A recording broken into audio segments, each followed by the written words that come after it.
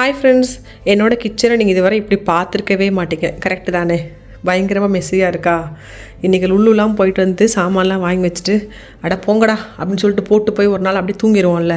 இன்றைக்கி அப்படி தான் நடந்துச்சு. ஆனால் நாளைக்கு ஒரு பெரிய இஃப்தார் ஒன்று கொடுக்க வேண்டியது இருக்குது. 27ஆம் அன்னைக்கு யார் யாரெல்லாம் நோம்பு வைக்கலையோ அந்த ஃப்ரெண்ட்ஸுக்கெல்லாம் நான் பார்சல் கொடுக்க வேண்டியது இருக்குது. ஸோ அதுக்கான லுள்ளுலாம் போய் வாங்கிட்டு வந்து எல்லாத்தையும் வச்சுட்டு தராய் தொழுதுட்டு எப்படி தூங்கினேன்னு தெரில. அப்படியே ஒரு மணி நேரம் படுத்தாச்சு. இப்போ மணி வந்து கரெக்டாக 12 போகுது. இதெல்லாம் உரிச்சு வச்சாச்சு. இதெல்லாம் வந்து கந்தப்பாத்து வச்சாச்சு. இஞ்சி பூண்டெல்லாம் உரிச்சு வச்சுட்டேன். இந்த இஞ்சி பூண்டு நமக்கு தான் தெரியுமே, எப்போ தான் பெரிய சமையல் செய்கிறோமோ அப்போ தானே நமக்கு எல்லாமே தீர்ந்து போகும். ஸோ இப்போ தான் வந்து கொரண்டை லீஃபு, மின்ட் லீஃபு, சின்ன வெங்காயம் இப்படி எல்லாத்தையும் உரிச்சு வச்சாச்சு. ஆனால் இதெல்லாம் செய்கிறதுக்கு முன்னாடி, சமைக்கிறதுக்கு முன்னாடி இது எல்லாத்தையும் கிளியர் பண்ணிவிட்டு இது உள்ளபடின்ற மாதிரி எல்லாம் அந்த இடத்துக்கு போனால் மட்டும்தான் சமைக்கவே முடியும். எப்படி இருக்கு பார்த்தீங்களா? என் கிச்சன் இப்படிலாம் இருக்கவே இருக்காது. எனக்கே உள்ளே வர்றதுக்கு அவ்வளோ கடுப்பாக இருக்குது. ஃபஸ்ட்டு இதெல்லாம் சரி பண்ணிவிட்டு லுலுவில் வாங்கின திங்ஸ்லாம் அப்படியே தான் வச்சுருப்பேன். நாளைக்கு இதெல்லாம் பேக் பண்ணி கொடுக்கணும் இல்லையா? அப்படி பேக் பண்ணி கொடுத்ததுக்கு மிச்சம் இருக்க திங்ஸை மட்டும் இதுக்குள்ளே வச்சுக்கலான்னு. ஆல்ரெடி மணி 12 ஆச்சு. இப்போ அப்படி கொஞ்சம் கொஞ்சமாக வேலையை ஸ்டார்ட் பண்ணோன்னா ப்ரிப்பேர் மட்டும் பண்ணி வச்சிட்டோம் அப்படின்னா சகர் டைம்லேருந்து அப்படியே நான் வந்து சமைக்க ஆரம்பிச்சிருவேன். இங்கே பாருங்கள் எவ்வளோ திங்ஸ் இருக்குன்னு. ரொம்ப இது பக்கத்தில் வரக்கே எனக்கு பயமாக இருக்குப்பா.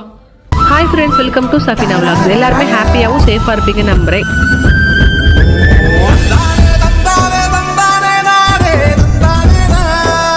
12 மணிக்கு மேலே அவ்வளோத்தையும் கழுவி முடிச்சு ஒதுக்கி முடிச்சு எதெல்லாம் ஃப்ரிட்ஜில் வைக்கணுமோ அதெல்லாத்தையும் வச்சுட்டு மெயினாக என்னென்னா கிச்சனை ஃபுல்லாக கூட்டினதுக்கப்புறம் தான் ஒரு நிம்மதியாகவே ஆச்சு. கொஞ்சமாக சுத்தமாக இருக்க மாதிரி ஒரு ஃபீலே வந்துச்சு எனக்கு. நான் அழுக்கோடையும் சேர்ந்து அப்படியே வேலை பார்த்தோன்னு வச்சுக்கோங்க, நம்ம கிச்சனுக்குள்ளே வர்றதுக்கும் வேலை செய்கிறதுக்கும் அவ்வளோ கடுப்பாக இருக்கும். இந்த பேக்கெல்லாம் அப்படியே தான் இருக்கும். பிகாஸ் இதுக்குள்ளே சாமான்லாம் இருக்குது. அதெல்லாம் நாளைக்கு யூஸ் பண்ணிட்டு மிச்ச சாமானை மட்டும் எடுத்து உள்ளே வச்சுட்டா போதும்னு சொல்லிட்டு ஃப்ரூட்ஸ் வெஜிடபிள்ஸ் எல்லாம் அப்படியே போட்டே தான் நான் வச்சிருக்கேன் நான். அப்புறம் அது போக உள்ளேருந்து சட்டி எல்லாத்தையும் எடுத்து வெளியே வச்சாச்சு. நாளைக்கு என்னென்ன குக் பண்ண போகிறோமோ அத்தனைக்கு தேவையான சட்டியெல்லாம் கணக்கு பண்ணி தூக்கி எல்லாத்தையும் வெளியே வச்சாச்சு. நிறைய பேர் என்கிட்ட கேட்டீங்க அது உங்கள்கிட்ட அது பெரிய பாத்திரம் எங்கே வாங்குறீங்கன்னு சொல்லிட்டு. இப்போ அது மேங்கோ மார்க்கெட்டாக இருக்குது. முன்னாடி வந்து மதினா சூப்பர் மார்க்கெட்டாக இருந்துச்சு. அப்போ நான் வாங்கியிருந்தேன். அது வாங்கி ஒரு 4-5 இயர்ஸ் ஆயிடுச்சு. அவே நல்ல பாத்திரங்க. கீழே வந்து சின்னதாகவும் மேலே நல்லா பெருசாக இருக்கும். சிங்கு எப்போவுமே இப்படி இருந்தால் எப்படி சூப்பராக இருக்கும். அது மட்டும் தானே வாழ்க்கையில் எப்பவுமே நடக்க மாட்டேது.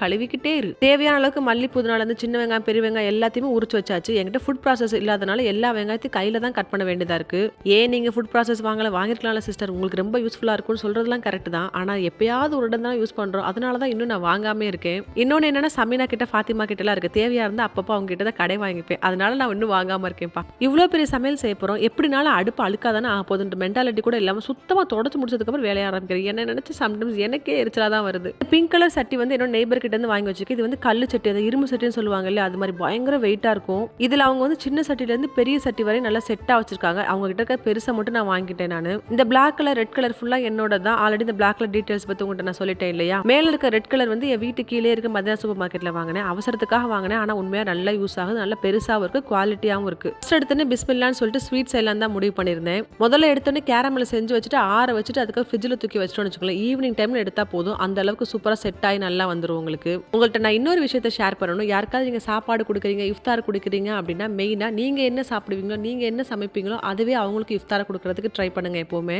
கேரமல் புட்டிங்கோட பிராண்ட் தான் நான் யூஸ் பண்ணேன். ரொம்ப சூப்பராக இருக்கும். ரொம்ப சிம்பிளாகவும் வேலை முடிஞ்சிடும் உங்களுக்கு. உள்ளேயே வந்து கேரமலும் கொடுத்துருவாங்க, கஸ்டர்ட் பவுடரும் கொடுத்துருவாங்க. சூடான பாலை கஸ்டர்ட் பவுடர் காய்ச்சி விட்டுட்டு இந்த கேரமலை போட்டு நீங்கள் செட் பண்ணிட்டு மேலே ஊற்றுனீங்க அப்படின்னா சூப்பராக செட் ஆயிரும் உங்களுக்கு.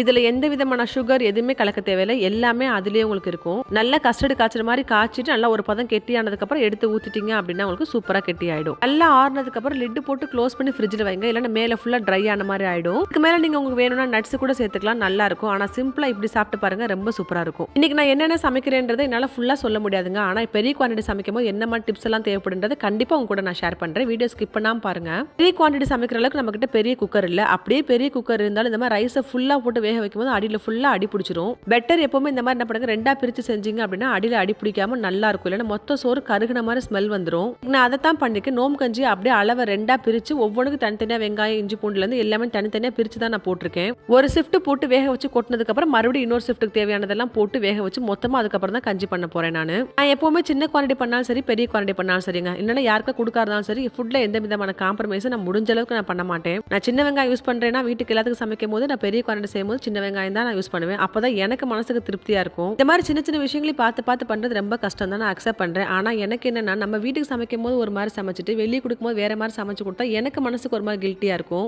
எப்பவுமே நம்ம வீட்டுக்கு சமைக்கும் போது சின்ன வெங்காயத்தை யூஸ் பண்றது, ஃப்ரெஷ் மில்க் யூஸ் பண்றது, நல்ல பிராண்டடான பாஸ்மதி ரைஸ் யூஸ் பண்ணிட்டு வெளியே எங்கேயா சாப்பாடு கொடுக்கும்போது சரி, யாரா பெரிய குவான்டிட்டி சமைக்கும் போது அதெல்லாம் காம்ப்ரமைஸ் பண்ணணும்னு வச்சுக்கோங்களேன், அது நல்லது இல்லை. அப்போ எதுக்கு அது இஃப்தார் கொடுக்குறோன்னு அக்செப்ட் பண்ணணும்? அந்த மனநிலைமை தான் எனக்கு எப்பவுமே இருக்கும். நான் வீட்டுக்கு என் ஃபேமிலிக்கு எப்பவுமே நான் என்ன செய்யணும் அதே தான் சாப்பாடுக்கு பண்ணும்போது எந்த விதமான காம்ப்ரமைஸ் இல்லாமல் நான் பண்ணுவேன். அப்பதான் எனக்கு மனசுக்கு நிம்மதியா இருக்கும். லார்ஜர் குவான்டிட்டியில் கஞ்சி பண்ணும்போது என்ன நடக்கும்னா, அரிசி கூடு போய் அங்கங்க கெட்டியா நின்னுக்குங்க, சரியான கடுப்பா இருக்கும் பார்த்துக்கோங்க. ஆனா வேற வழி இல்லை, அதை ஃபுல்லா சட்டியோட நல்லா அமுக்கி கடைஞ்சு விடணும். அது ஃபுல்லா உடஞ்சா மட்டும்தான் கஞ்சி பர்ஃபெக்டா வரும். இந்த மாதிரி நல்லா கடைஞ்சு விட்டு ரைஸ் எல்லாம் நல்லா உடச்சு விட்டதுக்கு அப்புறம் இந்த மாதிரி ஹேண்ட் பிளெண்டர் இருக்கு அப்படின்னா நல்லா யூஸ்ஃபுல்லா இருக்கும் உங்களுக்கு. சிக்கன் போடுறதுக்கு முன்னாடியோ இல்லைன்னா சிக்கன் போடுறதுக்கு அப்புறமோ எப்படி வேணா செஞ்சுக்கலாம். சிக்கன் கொஞ்சம் பெருசா போட்டீங்க அப்படின்னா ஹேண்ட் பிளெண்டர் யூஸ் பண்ணும்போது சிக்கன் ஒரு குட்டியா உடஞ்சிரும் உங்களுக்கு. ஹேண்ட் பிளெண்டர் 2 ஸ்பீட் இருக்கு. Speed number 1, speed number 2. Speed number 1 வச்சுக்கோங்க ஃபர்ஸ்ட். இதை நான்ஸ்டிக் கூட ஒட்டியே நீங்க வச்சு பண்ணலாம். ஏன்னா அடியில பிளாஸ்டிக் மாதிரி கொடுத்துருப்பாங்க, அதனால உங்க அடியில ஸ்கிராச் ஆகாது. ஸோ பயப்பட தேவையில்லை. சட்டியோட நல்லா கீழே ஒட்டி வச்சுட்டு இந்த மாதிரி பிரஸ் பண்ணீங்க அப்படின்னா நல்லா உங்களுக்கு அரிசி ஃபுல்லா உடஞ்சு வந்துடும் உங்களுக்கு. ஆனா ஒரே இடத்துல வச்சு பண்ணக்கூடாது, இப்படி சுத்தி விட்டு எல்லா இடத்துலயும் பண்ணணும். கொஞ்சம் ஒரு ஸ்பீடு போனதுக்கு அப்புறம் 2வது ஸ்பீட்ல 1 செகண்ட் மட்டும் வச்சுட்டு எடுத்துட்டு அதோட நிப்பாட்டிக்கங்க.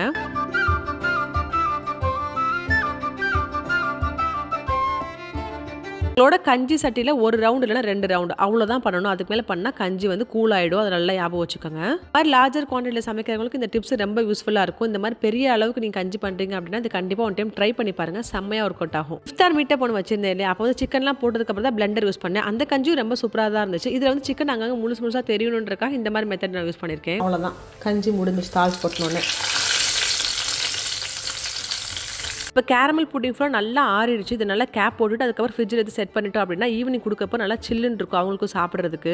கஞ்சி முடிச்சதுக்கப்புறம் சிக்கன் குழம்பு தான் நான் பண்ணுறேன். ஆல்ரெடி நிறைய டைம் சிக்கன் குழம்பு ரெசிபி நான் ஷேர் பண்ணியிருக்கேன். இந்த வீடியோவில் எந்த விதமான ரெசிபியும் ஷேர் பண்ண முடியாது, பிகாஸ் வீடியோ ரொம்ப லாங்காக போயிடும். நெய்ச்சோறு, பிரியாணி, கறி குழம்பு இப்படி எதுவாக இருந்தாலும் பரவாயில்ல, சின்ன வெங்காயத்தை கொஞ்சமாக அப்படி அரைச்சி சேர்த்துக்கோங்க. அப்படி இல்லைன்னா இந்த மாதிரி தாளிக்கிறப்ப சேர்த்துட்டீங்க அப்படின்னா ரொம்ப ருசியாக இருக்கும் சாப்பாடு. கண்டிப்பாக ஃபாலோ பண்ணுங்க எல்லாரும். எப்போவுமே லார்ஜர் குவான்டிட்டி சமைக்கிறீங்க அப்படின்னா அது வேகிறதுக்கு வதங்குறதுக்குலாம் நீங்கள் டைம் கொடுக்கணும். அப்போ தான் ரொம்ப ருசியாக இருக்கும். வெங்காயம் நல்லா வதங்கணும், அப்பதான் மெயினாக ருசி கிடைக்கும். தக்காளியிலேருந்து கலர் இறங்கணும், அதுக்கப்புறம் தான் நீங்கள் மிளகா பொடியே போடணும். ஒவ்வொரு விஷயத்தையும் இந்த மாதிரி பார்த்து நீங்கள் பொறுமையாக அதுக்கு வேகிறதுக்கு வதங்குறதுக்குலாம் டைம் கொடுத்து பண்ணீங்க அப்படின்னா கலரோட சேர்ந்து ருசியும் நல்லா அச்சீவ் பண்ண முடியும். 12 மணிக்கு பருப்பு வடை தேவையானதெல்லாம் ஆட்டணும் அப்படின்றனால 9 மணிக்கெலாம் நான் பருப்பு நல்லா ஊற போட்டேன். நான் உளுந்த வடையெல்லாம் எனக்கு ரொம்ப சூப்பராக வருங்க. ஆனால் எனக்கு ஒரு பிரச்சனை என்னன்னா, எனக்கு கிரைண்டரில் தான் ஆட்ட தெரியும், மிக்சியில் எனக்கு ஆட்டவே தெரியாது.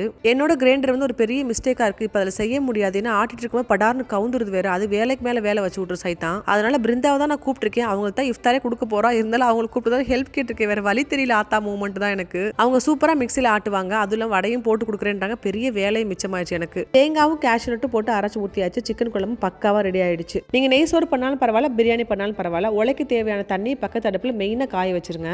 உலைக்கு வைக்கிற தண்ணி நல்லா கொதிச்சதுக்கு அப்புறம் தான் ஊற்றணும் கூட அவசியம் இல்லை, ஆனால் சில்லுண்ட தண்ணி மட்டும் ஊற்றக்கூடாது. இன்னைக்கு பண்ற நெய் சோறு, கறி குழம்பு, தக்காளி சட்னி, மின்ட்டு சட்னி, இந்த இதெல்லாம் எப்படி பண்ணணும்ன்றத ஆல்ரெடி ஒரு vlog நான் போட்டிருக்கேன். இந்த vlogோட லிங்க் இந்த vlog கீழே நான் பின் பண்றேன், வேணுங்கிறவங்க கண்டிப்பா செக் பண்ணி பாருங்க. ரொம்ப யூஸ்ஃபுல்லா இருக்கும் அந்த vlog உங்க எல்லாருக்குமே. துபாய்க்கு நான் வாங்கின பெரிய சட்டியே இதுதாங்க. இப்ப பாத்தீங்கன்னா என்கிட்ட இருக்க குட்டி சட்டியே இதுதாங்க. எவ்வளவு சிரிப்பா இருக்கு தெரியுமா அதை பாக்குறப்ப. நெய் சோறு, பிரியாணி எல்லாம் எவ்வளவு பெரிய குவான்டிட்டி பண்ணாலும் சோறு உதிரியா ஒன்னோட ஒன்று ஒட்டாம சூப்பரா வரும். நீங்க லார்ஜர் குவான்டிட்டி சமைக்கிறீங்கன்னு முடிவு பண்ணிட்டீங்கன்னா தைரியமா பண்ணுங்க, உங்களாலேயும் முடியும். 2-3 டிப்ஸ் இருக்குங்க, அதை மட்டும் ஃபாலோ பண்ணா போதும், சூப்பரா உங்களாலே சமைக்க முடியும். எங்க ஊர் சைடுல நெய் சோறு செய்யறாங்க, கண்டிப்பா தக்காளி சட்னி இல்லைன்னா மல்லித்தலை சட்னி ரெண்டுமே இருக்கும். ரொம்ப சூப்பரா இருக்கும் இந்த காம்பினேஷன். செய்யாதவங்க ஒன் டைம் ட்ரை பண்ணி பாருங்க.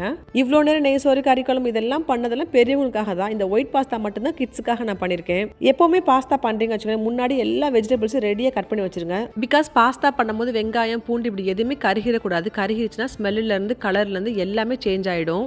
இன்னொரு மெயினான டிப்ஸ் என்னன்னா, பாஸ்தா பண்ணும்போது ஆலிவ் ஆயிலையும் பட்டர்லையும் மட்டும் பண்ணுங்க. அப்பதான் ரொம்ப பாக்குறதுக்கும் சரி, டேஸ்ட்டும் ரொம்ப சூப்பரா இருக்கும். மதியம் 1:30 மணிக்கெல்லாம் நான் சமைச்சு முடிச்சுட்டேங்க. நான் பாஸ்தாக்கு தேவையான ஒயிட் சாஸ்ல இருந்து வெஜிடபிள்ஸ் எல்லாம் போட்டு வேக வச்சு ரெடியா வச்சுட்டேன். அதுக்கு இடையில கரெக்டா போய் 1 மணி நேரம் போய் தூங்கி எந்திரிச்சு வந்தேங்க. அந்த கொஞ்ச நேரம் மட்டும் ரெஸ்ட் எடுக்காம மட்டும் இருந்தேன். அந்த நோம்பு வச்சதுக்கு அதுக்கும் அப்படியே பயங்கர டயர்ட் ஆயிடுச்சு. முதுகெல்லாம் சரியான பெயின் ஆயிடுச்சு எனக்கு. கரெக்டா ஒரு 4 மணி போல பாஸ்தா வேக வச்சும் கொட்டியாச்சுங்க. ஸோ சமையல் வேலை எல்லாமே கம்ப்ளீட்டடா முடிஞ்சிருச்சு. ஆல்ரெடி குக்கிங் கிரீம்லாம் போட்டு வெஜிடபிள்ஸ்லாம் வேக வச்சு ரெடியா வச்சிருந்தனால பாஸ்தா மட்டும் அவிச்சு கொட்டினோடனே சூப்பரா ஒயிட் பாஸ்தா ரெடி ஆயிடுச்சுங்க. பிருந்தா ஹெல்ப் பண்ண வந்திருக்காங்க. வடை மாவை வீட்டிலே ஆட்டி கொடுத்து அப்படியே உட்காந்து எனக்கு வடை போட்டு கொடுத்துட்ருக்காங்க. ஆனால் இஃப்தார் கொடுக்க போகிறதே அவங்களுக்கு தான். அவங்க வந்து எனக்கு வடை போட்டு கொடுக்குறாங்க, அதுதான் பெரிய காமெடியே.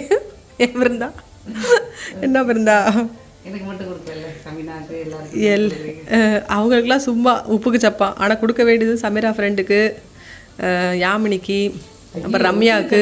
தமிழா ஐயோ கிளப்பிட்டீங்களா? கிளப்பி விட்டார்கள். நேற்று வந்து அவங்க வந்து பள்ளியாசிலப்பா சொல்லிட்டு போனாங்க, ஐம்பது பேர்த்துக்கு கொடுக்குறேன், எனக்கு மட்டும் வராமல் இருக்கட்டும், அப்படி சாவடிச்சிட்டு சொல்லிட்டு போனாங்க. அதனால் போகிற வாக்கில் அவங்களுக்கு ஒரு சொல்லிட்டு போயிடுவோம். அதனால் கொடுக்க வேண்டியது வந்து உங்களுக்கு, யாமினிக்கு, ரம்யாவுக்கு, அபிநயாவுக்கு, சமீரா சாஃபியோட ஃப்ரெண்ட்ஸுக்கு, யார் யாரெல்லாம் நோன்பு வைக்காத ஃப்ரெண்ட்ஸோ அவங்க எல்லாருக்கும் இந்த டைம் ஃபுல் அண்ட் ஃபுல் இந்தா உளுந்த வடை, பருப்பு வடை. பிருந்தா அங்கேருந்து வந்து உளுந்த வடையும் பருப்பு வடையும் மாவு மட்டும் ஆட்டி கொடுக்கல. நான் இருந்த பரபரப்பை பார்த்துட்டு என்ன சஃபினா இன்னும் இவ்வளோ வேலை பாக்கி இருக்கான்னு சொல்லிட்டு படான்னு சட்டியை தூக்கியில் வச்சுட்டு ஃபுல்லாக பொரிச்சு கொடுத்துட்டு போயிட்டாங்கப்பா. ரொம்ப பெரிய வேலை பண்ணி கொடுத்தாங்க. அவ்வளோ பெரிய ஹெல்ப்ஃபுல்லாக இருந்துச்சு எனக்கு அன்னைக்கு. உங்கள்கிட்ட இந்த இஃப்தார்லாம் முடிஞ்சு 1 டேக்கு அப்புறம் தான் இந்த வீடியோ எடிட் பண்ணி போஸ்ட் பண்ணுறேன். அதனால தான் வாய்ஸ் ரொம்ப கூலாகவும் ரொம்ப சூப்பராக ஹேண்டில் பண்ண மாதிரி பேசிட்டு இருக்கேன். ஆனால் உண்மையாகவே இங்கே அவ்வளோ படபடப்பாக இருந்துச்சு. கை காலெலாம் உதற ஆரம்பிச்சிச்சு. நாள்லேருந்து எனக்கு தூக்கமே இல்லை.